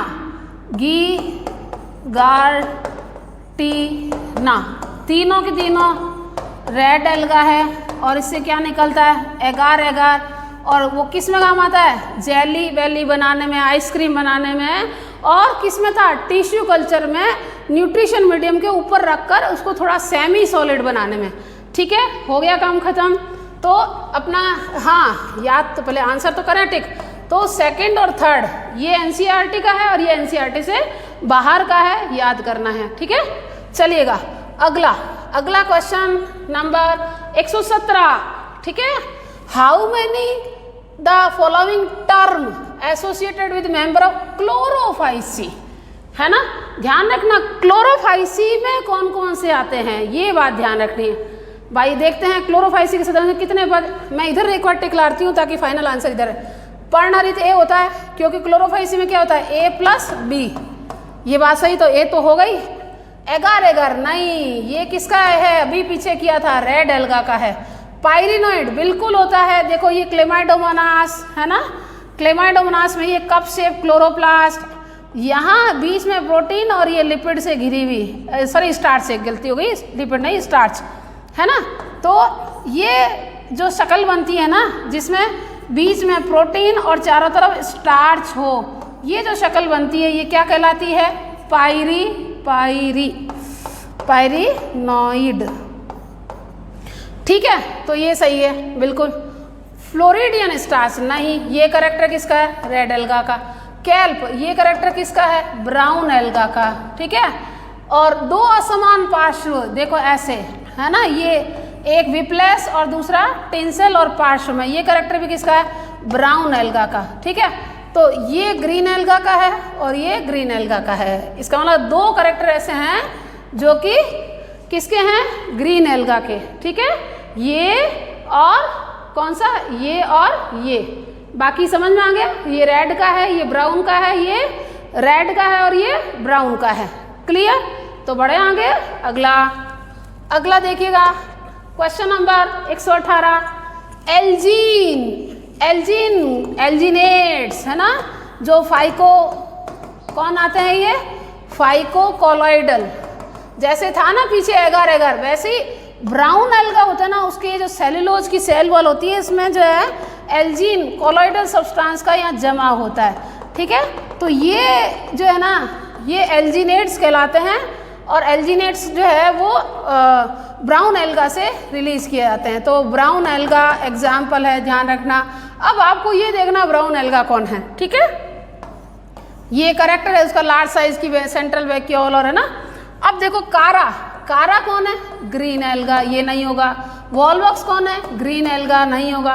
पॉलीसाइफोनिया कौन है, रेड एल्गा। लेमिनेरिया कौन है, ब्राउन एल्गा। इसका मतलब आंसर क्या होगा, लेमिनेरिया। क्लियर, आगे बढ़े। अगला देखो क्या कह रहा है, 119, reserve food material present in the member of Rhodophyceae. पीछे ही आया था, आपने को याद कर लो अच्छे से। ये जो फ्लोरिडियन स्टार्च है ना, उसका जो करेक्टर है ना वो एमाइलोपेक्टिन और ग्लाइकोजन के जैसा होता है। ये बात आपको याद रखनी पड़ेगी, रट डालो क्वेश्चन। अब आतो देखो ऑप्शन को देखते हैं पहले। ये पैरामाइलम तो किस में होता है, याद करो जरा, यूग्लिना में था है ना। मैनिटोल किस में था भाई, ब्राउन एल्गा में था, लेमिनेरियन और ब्राउन एल्गा है ना। स्टार्च और लेमिनेरियन किसका जो है, ब्राउन एल्गा का, और स्टार्च देखो इस ये है ना, और ये किसका है, ये ग्रीन एल्गा का। तो ये जो है ना, ये करेक्टर किसका है बच्चे, मैं यहाँ लिख देती हूँ, ये किसका है, फ्लोरिडियन स्टार्च। ओके, तो इस संरचनात्मक रूप से एमाइलोप्रोटीन और ग्लाइकोजन के जैसे होते हैं, और यही करेक्टर इसका ब्लू ग्रीन एल्गा से समानता प्रदर्शित करता है। ठीक, तो रोडोफाइसी में उपस्थित का आंसर क्या हो जाएगा, ये वाला। आगे बढ़े। 120, match the following column first और कॉलम सेकेंड। तो अब आते हैं, देखो एग्जाम्पल देखते हैं हम कौन सा।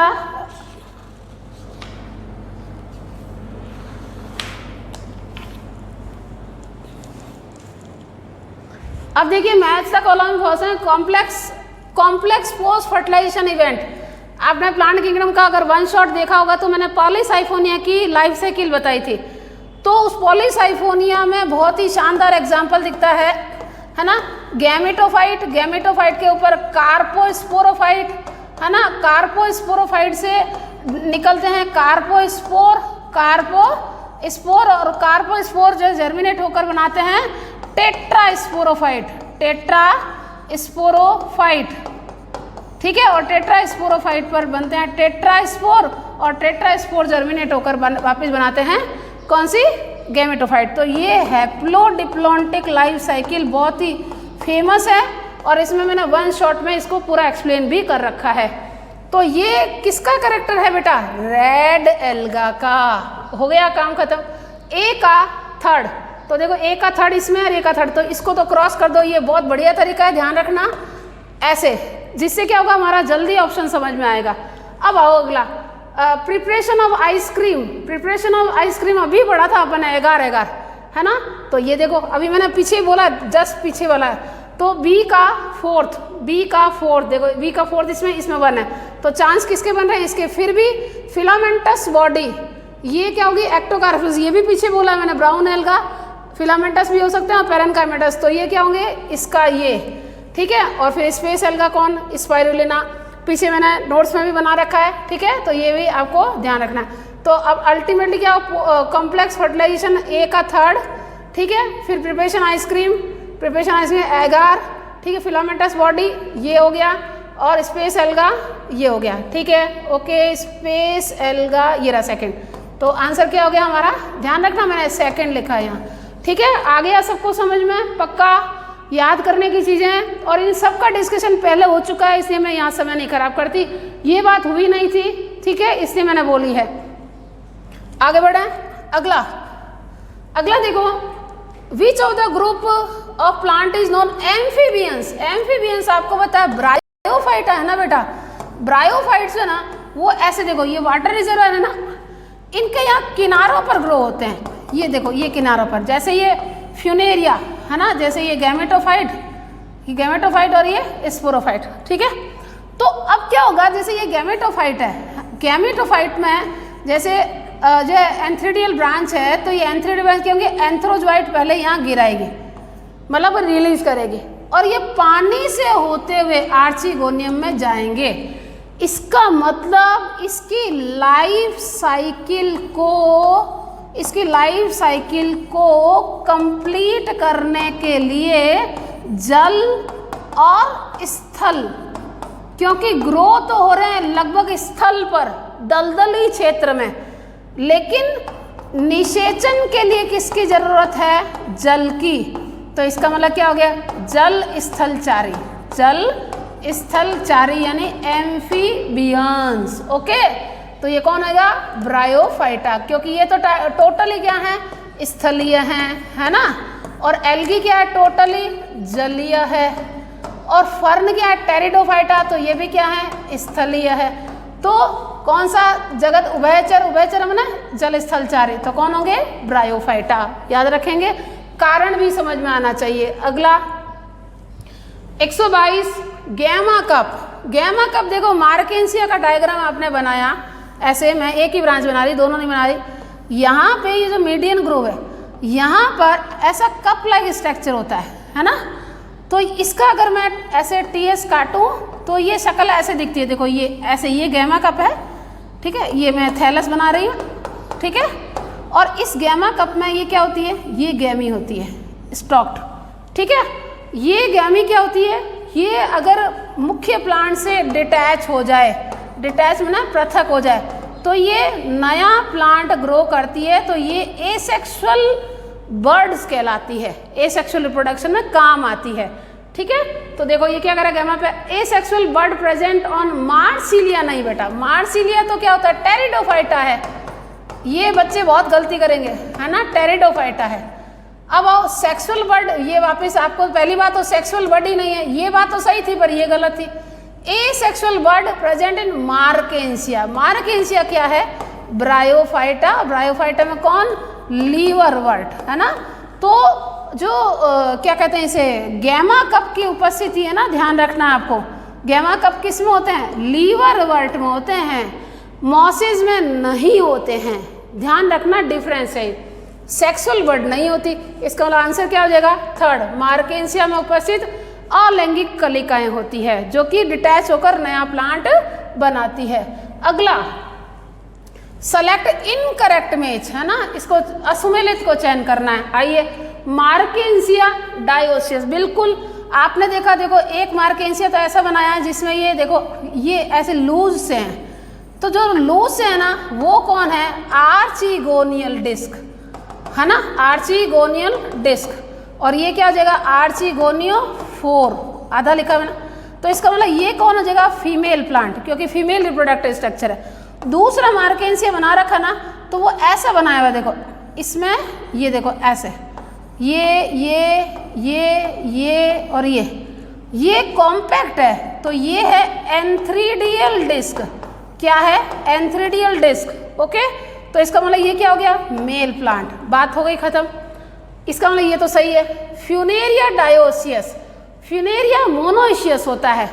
ये बात देखो मैं आपको दोहरा देती हूँ, जो हमने वन शॉट बनाया था उस वन शॉट में मेरे से गलती से फ्यूनेरिया का मैं ब्रांच 2 ना बोल के प्लांट 2 बोल गई हूँ। ये मैंने जब वापस रिवाइज किया तो मैंने गौर किया इस चीज़ को, और मैंने कमेंट बॉक्स में इसमें लिखा भी है, तो इस बात को बहुत जल्दी याद करेंगे, गलती से गलत याद मत कर लेना, ठीक है। तो फ्यूनेरिया में क्या होता है, देखो जैसे ये देखो, ये प्लांट जैसे मान लिया ये फीमेल ब्रांच और ये क्या होती है मेल ब्रांच, तो इसमें तो ग्रो होंगे एंथ्रेडियम, ठीक है। वहाँ मैंने ब्रांच 2 नहीं बोल के प्लांट 2 बोल दिए थे, तो गलती नहीं करनी है। और इसमें क्या कौन होंगे आर्चिगोनियम, इसका मतलब मेल और फीमेल सेम पर ही है, तो इसका मतलब क्या हो गया मोनोइशियस हो गया, मोनोइशियस है ना। मोनो ईश्वर, एक ही ईश्वर, मैंने एक ही में माता और पिता, यानी एक ही में मेल और फीमेल, तो ये तो हो गई फीमेल ब्रांच और ये क्या हो गई मेल ब्रांच, ओके। तो ये जबकि क्या है मेल प्लांट और फीमेल प्लांट, तो ये तो डायोसिस है बट ये मोनोसिस, ये गलत होना चाहिए। साइकस आपको पता है, पीछे डिटेल किया हुआ है अपने, तो टाइम नहीं खराब करेंगे। मेल प्लांट ब्रांच नहीं सॉरी मेल प्लांट अलग और फीमेल प्लांट अलग होता है। पाइनस में बिल्कुल ऐसे ही होता है, मेल ब्रांच और फीमेल ब्रांच। तो देखो पाइनस मोनोसिस है, ये गलत कौन लिख रखा है इसने फ्यूनेरिया, क्या लिख रखा है फ्यूनेरिया, ओके। तो ध्यान रखेंगे जरूर, इस गलती को मेन पेपर में ना दोहराएं, अगर गलती हो भी गई है तो आगे से ध्यान रखेंगे। वैसे मैंने कमेंट बॉक्स में लिख दिया था, आप ध्यान रखेंगे, क्लासेस में सब जगह सही हो रखा है, ठीक है। आगे बढ़ते हैं, अगला है देखो select odd one with reference to ploidy of mosses.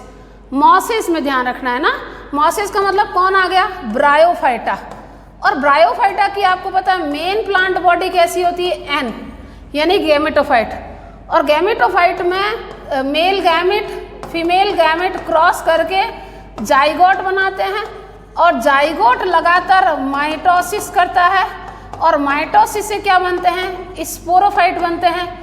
Sporophyte में स्पोर मदर सेल होती है, वो 2n होती है, और यहाँ मियोसिस होता है ना।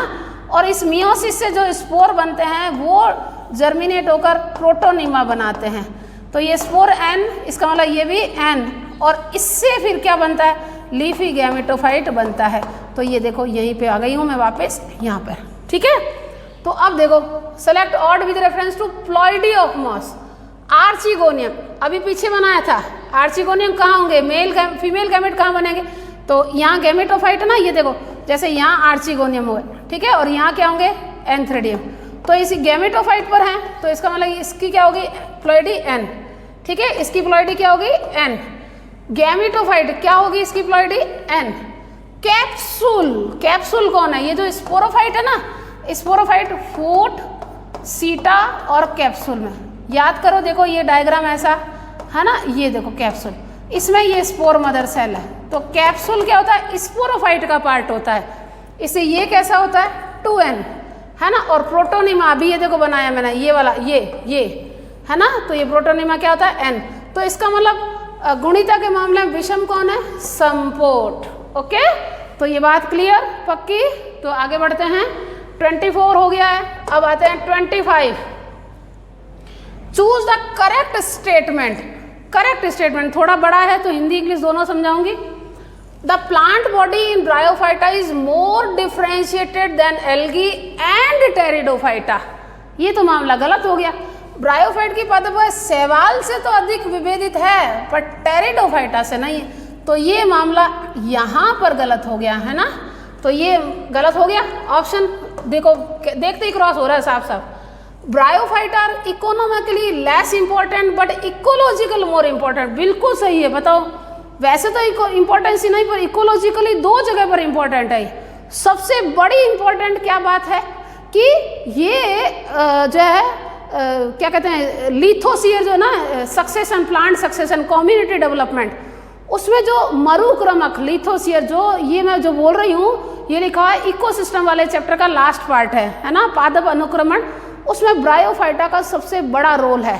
दूसरी सॉइल फॉर्मेशन में काम आते हैं, तो इकोलॉजिकली तो ये बहुत इंपॉर्टेंट है। फिर भी आगे बढ़ते हैं एक बार, in mosses zygote does not undergo reduction division immediately, it produce multicellular body gametophyte. नहीं है बेटा, अभी मैंने पीछे लाइफ साइकिल बनाई थी, याद कर लो। मैंने कहा था देखो यहाँ जाइगोट लिखा था मैंने, है ना, मेल गैमेट और फीमेल गैमेट क्रॉस किया जाइगोट।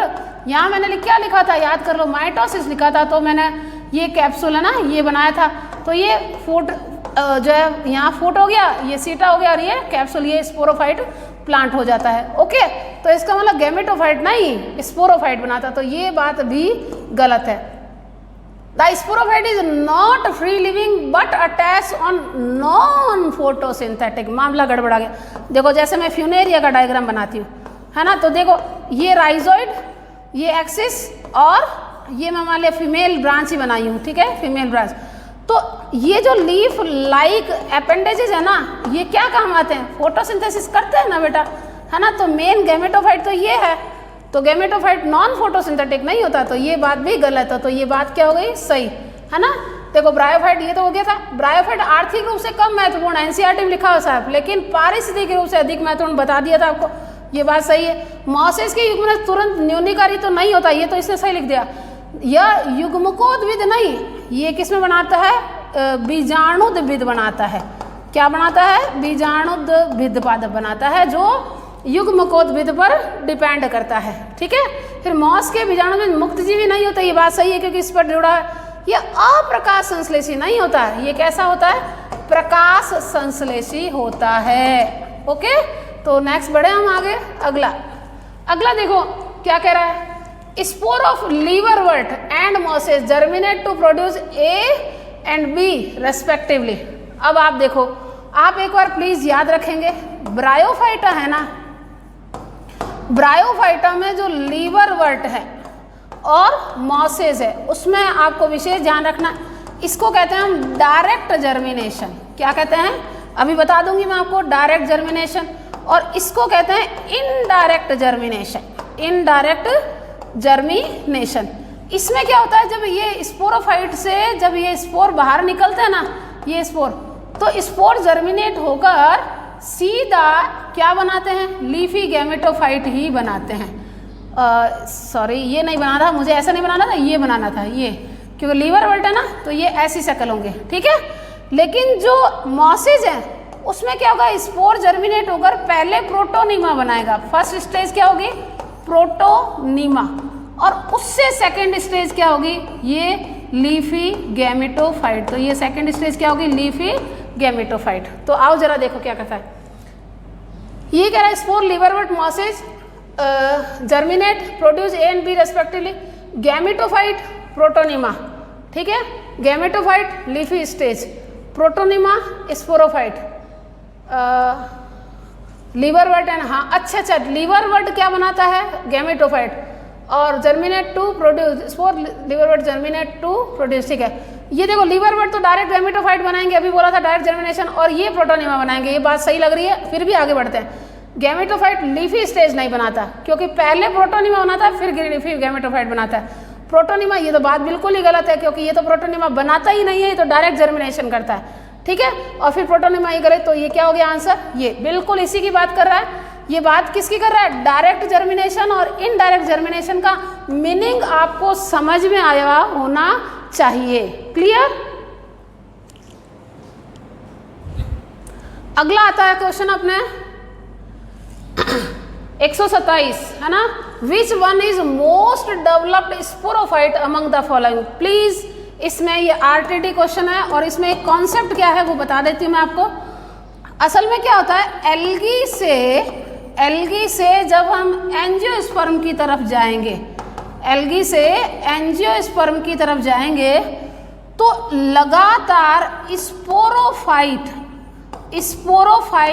तो होंगे एडवांस, ठीक है, और गैमेटोफाइट जो होंगे, गैमेटोफाइट वो रिड्यूस होंगे। ये बात आपको विशेष ध्यान रखनी है। अब हम पर्टिकुलर आते हैं किसमें, ब्रायोफाइटा में। अब हम इसके बीच की उठाते हैं, कौन, ब्रायोफाइटा, क्योंकि ये बात किसकी पूछ रहा है, ब्रायोफाइटा की पूछ, नहीं ये ओवरऑल ही पूछ रहा है ना।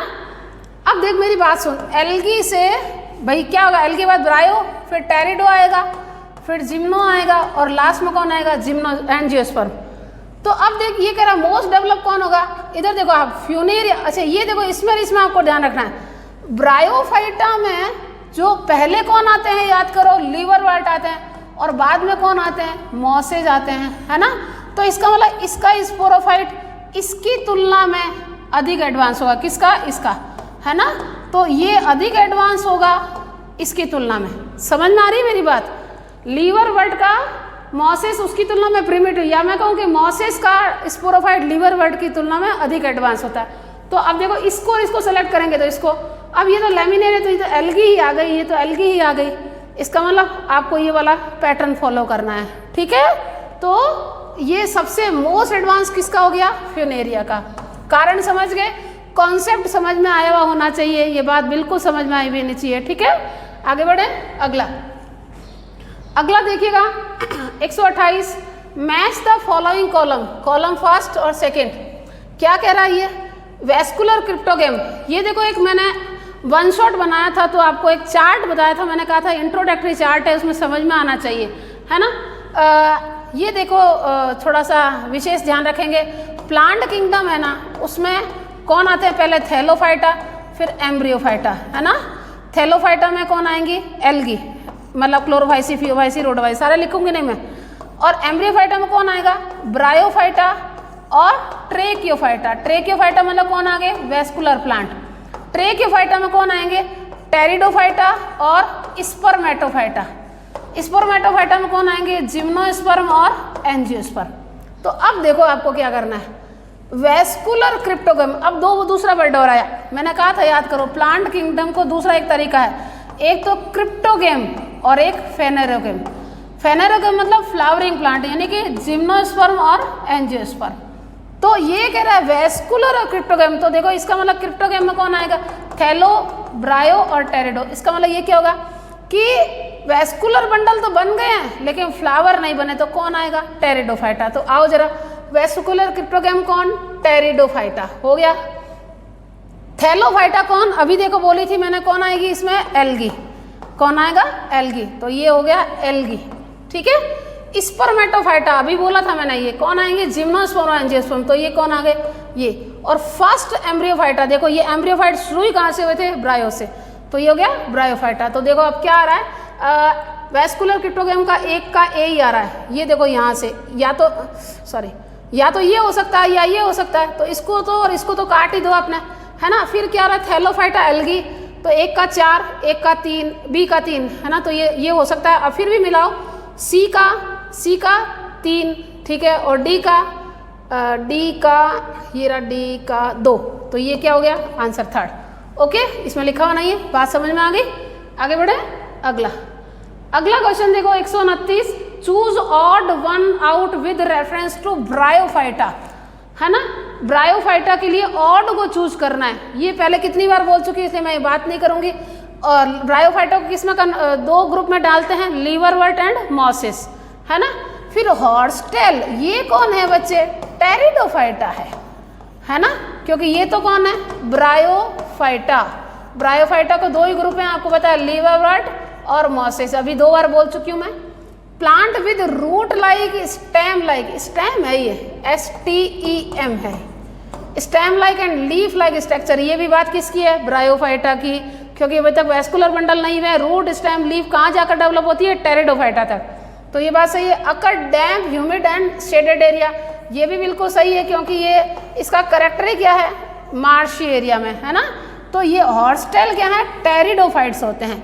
इससे ये बात क्या है, ऑड वन, विषम विकल्प का चयन कीजिए, है ना, ये टेरिडोफाइट में आते हैं। अगला बढ़िएगा 130, जाइगोटिक मियोसिस, किसका करेक्टर है, याद कर लो जरा, हैप्लॉन्टिक लाइफ साइकिल।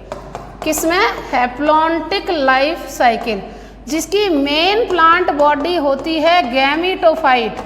क्या होती है, गैमीटोफाइट, जो डेवलप करती है मेल गैमेट, फीमेल गैमेट, और बनाती है जाइगोट। और जाइगोट में सबसे पहला डिवीजन ही क्या होता है, मियोसिस, जिससे बनते हैं जो है क्या कहते हैं, फ्लैजिलेटेड स्पोर, है ना, मोटाइल स्पोर, और वो जर्मिनेट होकर बनता है।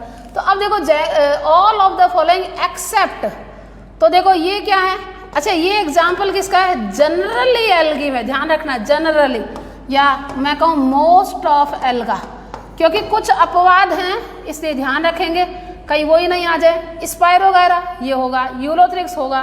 अब आ जाओ फ्यूकस, क्योंकि मोस्ट ऑफ एल्गा में तो होती है हैप्लॉन्टिक, बट में क्या याद करना है, अपवाद, है ना। अपवाद दो याद करने हैं, एक तो हैप्लोडिप्लॉन्टिक के, है ना, और दूसरा डिप्लॉन्टिक भी होती है। तो ये अपवाद एल्गी में ही है, ध्यान रखना। हैप्लोडिप्लॉन्टिक किसमें, पॉलीसाइफोनिया और एक्टोकार्पस, और डिप्लॉन्टिक किसमें, फ्यूकस में। ओके, तो आंसर क्या होगा, ये है ना, फ्यूकस में डिप्लॉन्टिक होती है, क्योंकि ये कैरेक्टर जो है ना जाइगोटिक मियोसिस, ये किसका है, haplontic pattern of life cycle. Clear. तो बढ़ते हैं हम आगे। अगला 131, identify A B C and D. आ जाओ, देखो ये एनसीईआरटी के डायग्राम है, आपको पता है। ये एस्परजिलस, तो ए एस्परजिलस, ठीक है, एगरिकस नहीं, एस्परजिलस, ठीक है, और इसमें भी एस्परजिलस दे रखा है, तो इसका मतलब इसको तो क्रॉस कर ही दो आप, और डी देखो म्यूकर जगह, तो इसको क्रॉस कर दो क्योंकि एस्परजिलस का डायग्राम। बी क्या है, पैरामीशियम, याद रखना पड़ेगा ये सब चीज़ें। तो इसमें एस्परजिलस, ये देखो पैरामीशियम, है ना, तो ये एस्परजिलस, और फिर भी आपको एक बार फिर भी सेलेक्ट कर लेना चाहिए। सी क्या है, बैक्टीरियोफेज, तो देखो सी बैक्टीरियोफेज, और डी क्या है, डिवाइडिंग बैक्टीरिया। बिल्कुल सही है, एकदम सही है, कोई डाउट नहीं है। सारे डायग्राम एनसीईआरटी के हैं, याद रखने पड़ेंगे आपको। अगला 132, match the column first and second. देखो फिर कॉलम फर्स्ट को मैं कैसे मैचेस करते हैं, यीस्ट, ये देखो इसमें यूजेस दे रखे हैं। एल्गी और फंजाई में इकोनॉमिक इंपॉर्टेंस दी भी ना, उसमें है देखो यीस्ट ना, ये फर्मेंटेशन करती है, आपको पता है ना, फर्मेंटेशन, किण्वन करती है ना। और किण्वन प्रक्रिया में, अच्छा इसका डिटेल कहाँ दे रखा है, माइक्रोब्स इन ह्यूमन वेलफेयर, लेकिन यहाँ पर भी थोड़ा बहुत खाली डायरेक्ट दे रखा है ना, माइक्रोब वाले चैप्टर जो 12th का चैप्टर है ना, उसमें डिटेल है। तो ये क्या करती है, यीस्ट क्या करती है, बियर और वाइन, तो ये अल्कोहलिक फर्मेंटेशन, ये अल्कोहलिक बेवरेजेस बनाती है। हो गया। अब जिलेडियम पीछे आ गया था, मैंने कहा था जिलेडियम ग्रेसिलेरिया, और ये क्या था, गिराटियाना, ठीक है। तो जिलेडियम क्या था, एगार एगर, उसी टाइप का पैटर्न का क्वेश्चन है। फ्यूकस, फ्यूकस क्या है, ब्राउन एल्गा, क्या है, ब्राउन एल्गा। ये क्या है, रेड एल्गा, है ना। तो फ्यूकस क्या बनाते हैं, एल्जीनेट्स, पीछे डिटेल आया था। पेनिसिलियम, पता ही है आपको, पेनिसिलिन जो है एंटीबायोटिक बनता है ना। तो अब देखो आपको यीस्ट में, यीस्ट क्या था, बी, तो देखो एक ही ऑप्शन बन रहा है, वैसे भी फिर भी सारा चेक करना जरूरी है, ध्यान रखना। छोटी सी भी गलती हमारी लापरवाही का हो सकता है हिसाब, है ना। तो ए का बी, फिर बी, सेकंड का क्या है, सी, तो सेकंड का सी, फिर थर्ड का क्या है, डी, तो थर्ड का डी, और फोर्थ का क्या है, ए, तो ये ए, तो सेकंड ऑप्शन सही है हमारा। ओके, आगे बढ़े। अगला क्वेश्चन 133 क्वेश्चन क्या कह रहा है कि फाइंड द इनकरेक्ट मैच, है ना, इनकरेक्ट मैच। अब देखो आपको एक बात याद रखनी है, फंजाई है ना, इसके 4 जो है डिवीजन है। कौन सा, फाइकोमाइसिटीज, है ना, फाइकोमाइसिटीज, एस्कोमाइसिटीज, ओके, बेसिडियोमाइसिटीज और ड्यूटेरोमाइसिटीज। देखो इसकी नेचर ना, फाइको मतलब एल्गा के जैसी, इसलिए इसको कहते हैं फाइकोमाइको, मतलब एल्गल फंजाई। तो वो फंजाई जो एल्गी जैसी होती है, क्योंकि उसके कुछ मेंबर है ना वो एक्वेटिक नेचर होते हैं, एक्वेटिक नेचर और मोटाइल स्ट्रक्चर, ये एल्गी के समान लक्षण हैं, इसलिए इसको एल्गल फंजाई कहते हैं। आ जाओ, एस्कोमाइसिटी, इसमें जो फ्रूटिंग बॉडी बनती है ना, उसमें ये देखो एस्कोस्पोर बनते हैं, ये एस्कोस्पोर है, क्या है, एस्कोस्पोर, और ये क्या है, एस्कस, ये थैले जैसा होता है, इसलिए इसको क्या कहते हैं, सैक फंजाई कहते हैं, ठीक है। बेसिडियोस्पोर में ये जो बेसिडियो कार्प बनता है ना, ये देखो ऐसा फ्रूटिंग बॉडी, अब मैं डिटेल नहीं बना रही हूँ, और यहाँ पे ये बेसिडियम बनता है और इस पे बेसिडियोस्पोर बनते हैं ना। तो इसकी संरचना कैसी होती है? मुग्धाकार, तो इसे कहते हैं क्लब फंजाई, मुग्धाकार, ठीक है। और इसमें पीछे मैंने बताया था आपको, क्या था कि इसकी केवल कौन सी स्टेज ज्ञात है? एसेक्सुअल और वेजिटेटिव ही ज्ञात है, नोन है, इसलिए इसको इम्परफेक्ट स्टेज कहते हैं और इसलिए इसको फंजाई क्या कहते हैं? Fungi imperfecti. ओके, तो आओ जरा इसके मेंबर है। क्लब फंजाई अस्ट्रिलागो आपको पता है बेसिडियोमाइसिटीज का मेंबर है। अस्ट्रिलागो किसका मेंबर है? बेसिडियोमाइसिटीज का। सैक फंजाई एल्बुगो ये नहीं है, क्योंकि एल्बुगो किसका एग्जाम्पल है? फाइकोमाइसिटीज, तो इनकरेक्ट। ये देखो फिर भी आगे बढ़ती हूँ। एल्गल फंजाई पाइथियम बिल्कुल एनसीईआरटी से बाहर है, पर याद रखना है पाइथियम किसका मेंबर है? फाइकोमाइसिटीज का। इम्परफेक्ट फंजाई कोलेटोट्राइकम, अल्टरनेरिया, है ना, ये ट्राइकोडर्मा किसके एग्जाम्पल है? बिल्कुल सही है, तो गलत कौन सा हुआ? Sac fungi. कौन सा हुआ? सैक। थैला फंजाई कहते हैं, सैक माने थैला कवके। ओके, आगे बढ़े। तो अब आते हैं 134। Kingdom fungi is divide into various classes. देखो अभी बोला था मैंने, ये जो क्लासिफिकेशन का बेस है ना, उसके दो कारण, दो मुख्य आधार है। एक तो आती है मॉर्फोलॉजी, है ना, कि मॉर्फोलॉजी जो है अपनी मतलब कि मॉर्फोलॉजी माने जैसे इसकी जो माइसिलियम कैसा बनता है, एसेप्टेड बनता है, सिनोसाइटिक बनता है, या सेप्टेड ब्रांच बनता है ना। फिर फ्रूटिंग बॉडी अभी देखा था कि ऊस्पोर बनती है, या एस्कोकार्प बनती है, या बेसिडियोकार्प बनती है, या बनती ही नहीं है। जैसे ऊस्पोर या जाइगोस्पोर किसमें? फाइकोमाइसिटीज में। एस्कोमाइसिटीज में कौन? एस्कोकार्प। बेसिडियोमाइसिटीज में कौन? बेसिडियोकार्प। और ड्यूटेरोमाइसिटीज में फ्रूटिंग बॉडी बनती ही नहीं है ना। स्पोर एक्सोजिनस है या एंडोजिनस है। तो ये कुछ कारण हैं जो फंजाई को डिफरेंट क्लास में डिवाइड किया गया है ना।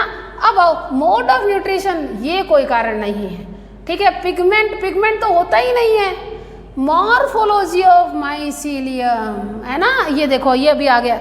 जैसे ये था ना, ये किस में होता है? फाइकोमाइसिटीज, है ना। और ये किस में होता है?